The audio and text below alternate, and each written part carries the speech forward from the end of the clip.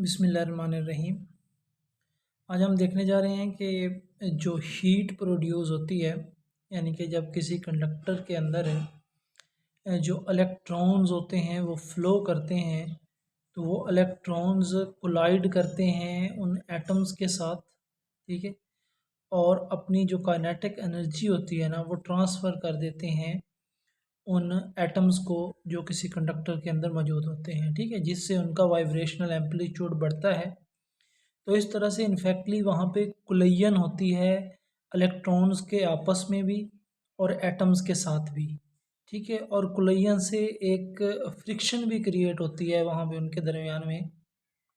तो आपको पता है कि फ्रिक्शन से और कुलयन से जो है वो हीट प्रोड्यूस होती है, और वो जो हीट प्रोड्यूस होती है किसी कंडक्टर के अंदर, उसका फार्मूला हमारे पास होता है H इज़ इक्वल्स टू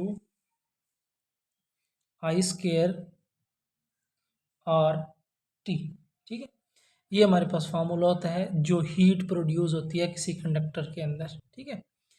अब देखें, हम एक चीज़ पढ़ चुके हैं कि जो पावर डेसिपेशन होती है ना, पी आपके पास वो होती है आई स्केयर आर के इक्वल, ठीक है। तो इस आई स्केयर आर की जगह आप पावर डेसिपेशन लिख सकते हैं, यानी कि यहाँ पे आ सकता है कि heat is equals to power dissipation cross ये टेम्परेचर आ जाएगा। ये आई करंट होता है, आर रेजिस्टेंस होती है उस कंडक्टर की, और टी जो है उस वक्त वहाँ पे जो टेम्परेचर होगा वो होगा, ठीक है। तो पावर हीट को आप इस तरह से पावर डेसिपेशन की फॉर्म में भी लिख सकते हैं। अब पावर डेसिपेशन का आपको पता है कि पावर डेसिपेशन जो होती है वो इक्वल टू होती है वी क्रॉस आई के, ठीक है। तो पावर डेसिपेशन की जगह वी क्रॉस आई लिख सकते हैं, यानी कि एच की जगह आप लिख सकते हैं वी क्रॉस आई, और क्रॉस ये टी आ जाएगा उसके साथ। पावर डेसिपेशन की जगह आपने वी क्रॉस आई लिख दिया, तो ये एक और फार्मूला आपके पास बन जाएगा, ठीक है। इसी तरह पावर डेसिपेशन आपको पता है आपके पास होती है power dissipation is equals to V square over R. ये मैं पहले एक जो है वीडियो बना चुका हूँ इस पर, जिसमें पावर डेसिपेशन को कम्प्लीटली डिफाइन किया है, ठीक है। पावर डेसिपेशन वी स्केयर और आर के भी इक्वल होते हैं। इस पी की जगह ये वी स्केयर और आर पुट करेंगे तो हीट की आपके पास इक्वेशन आ जाएगी यहाँ पे V square over R cross T, ठीक है। तो ये इस तरह से हीट की हमारे पास डिफरेंट इक्वेशंस आ रही हैं।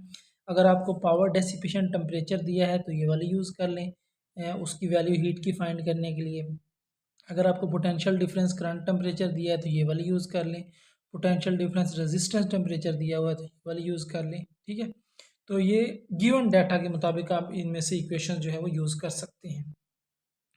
अब देखिए, एक दो क्वेश्चन देखते हैं हीट से रिलेटेड कि किस तरह के एमसीक्यू हमारे पास बन सकते हैं।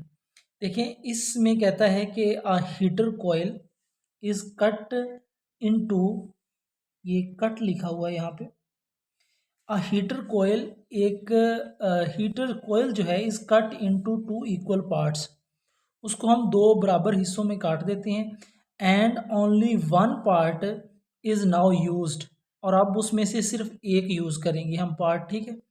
Now used in the heater, heater में the heater generated will now the heat generated will now be, यानी कि सादा अल्फाज में ये कि एक हीटर है, उसकी एक जो वायर है ना कोयल की, ठीक है, उसको आप दो बराबर हिस्सों में काट देते हैं और एक हिस्से को आप साइड पे कर देते हैं और एक हिस्सा उसमें यूज़ करते हैं। यानी कि जो पहले वाली लेंथ है ना, उसकी अब आपने हाफ लेंथ कर दिया। यानी कि अगर एक आपके पास, ये फ़र्ज़ करें एक कोयल की वायर थी टोटल, आपने इसको दरमियान से यहाँ पे काट दिया। इसकी लेंथ अगर टोटल एल थी पहले, दरमियान से काट दिया।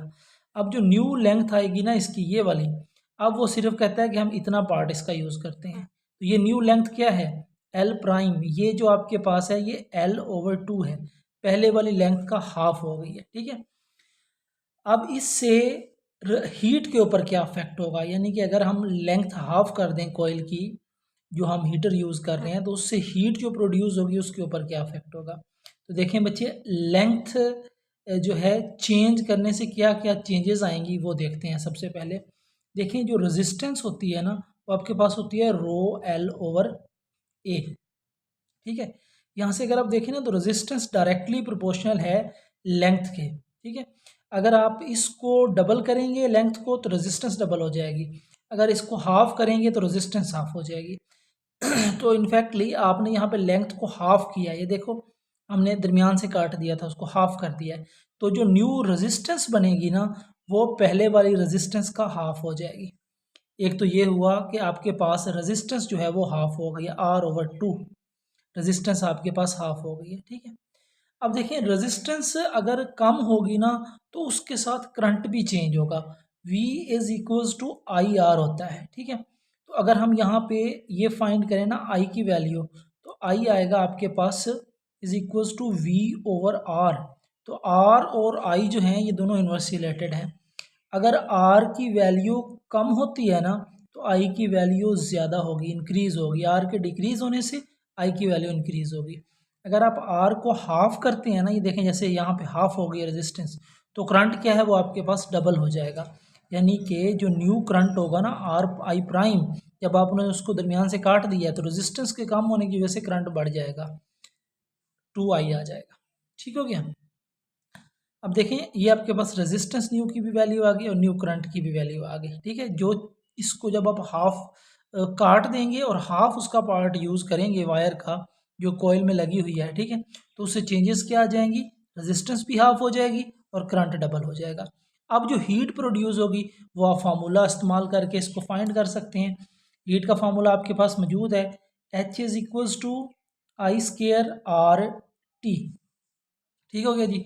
अब देखें हीट जो है, फर्ज करें पहले ये हीट है, अब न्यू हीट जो है, न्यू हीट क्या है, न्यू हीट जब आपने दरमियान में काट दिया, ये पहले वो प्रोड्यूस कर रहा था जब आपने पूरी वायर लगाई हुई थी, जब दरमियान में काट दिया तो करंट हो गया उससे डबल 2I हो गया, और रेजिस्टेंस हो गई वहाँ पे हाफ 2I², रेजिस्टेंस हो गई हाफ, और टेम्परेचर पे कोई इफेक्ट नहीं हुआ उसको दरमियान से काटने से, ठीक है।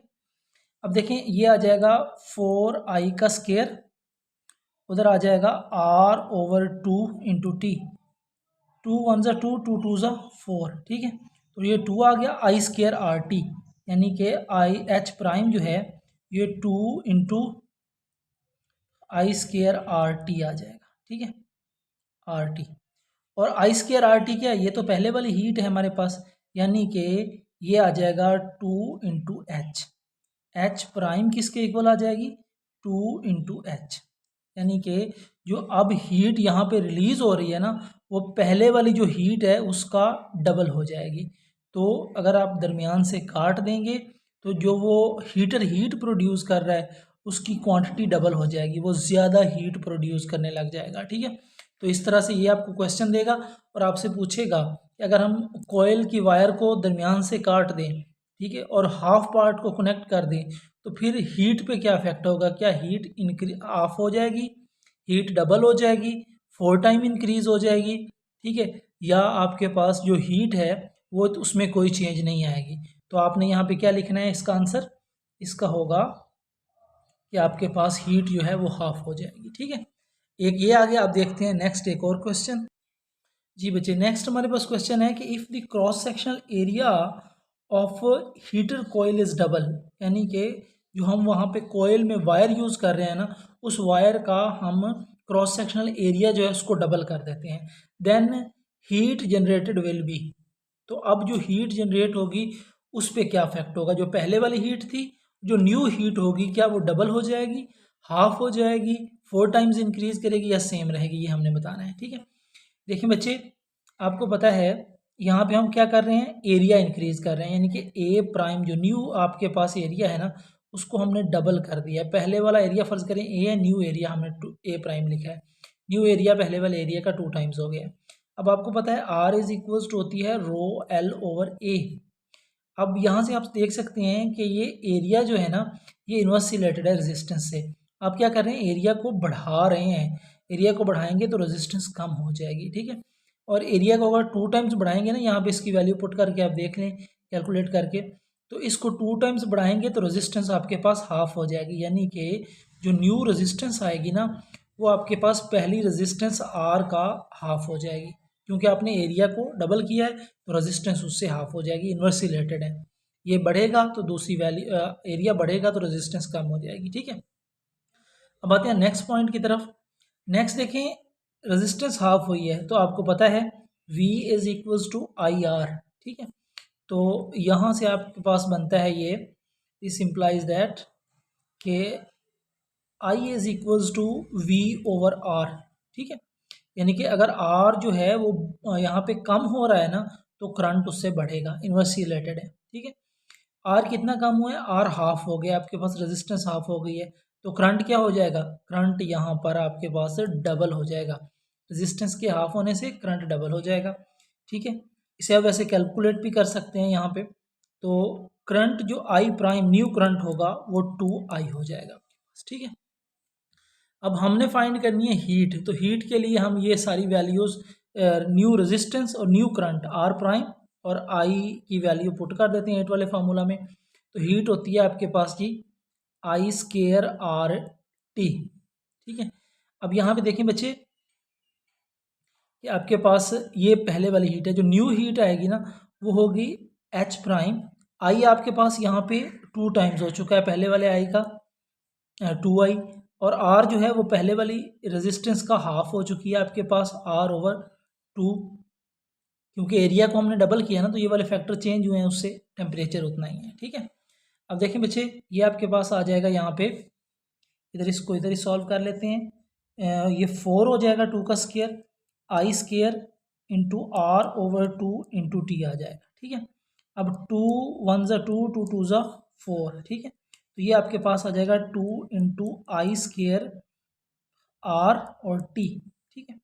ये एच प्राइम आ गया। अब देखें पहले वाली हीट एच हमारे पास इक्वल थी आई स्केयर आर टी, तो आई स्केयर आर टी की जगह आप वो पहले वाली हीट लिख सकते हैं जो ब्रैकेट में लिखा हुआ है। तो जो न्यू हीट होगी ना वो 2 टाइम्स होगी पहले वाला हीट का, ठीक है। यानी कि हीट यहाँ पे आपके पास क्या हो गई है, डबल हो जाएगी, ठीक है। अच्छा इधर भी हीट आपके पास यहाँ पे डबल हो गई है। और एक पॉइंट और, इधर भी आपके पास यहाँ पे जब आपने इसको कट किया तो हीट डबल हो गई, तो ये लास्ट वाला पॉइंट चेंज कर लें, यहाँ पे भी आपके पास हीट डबल हुई थी, ठीक है। तो इस तरह से जो 4 ऑप्शंस होंगे उसमें आपने क्या सिलेक्ट करना है, डबल वाले ऑप्शन को सिलेक्ट करेंगे। थैंक यू, अल्लाह हाफिज़।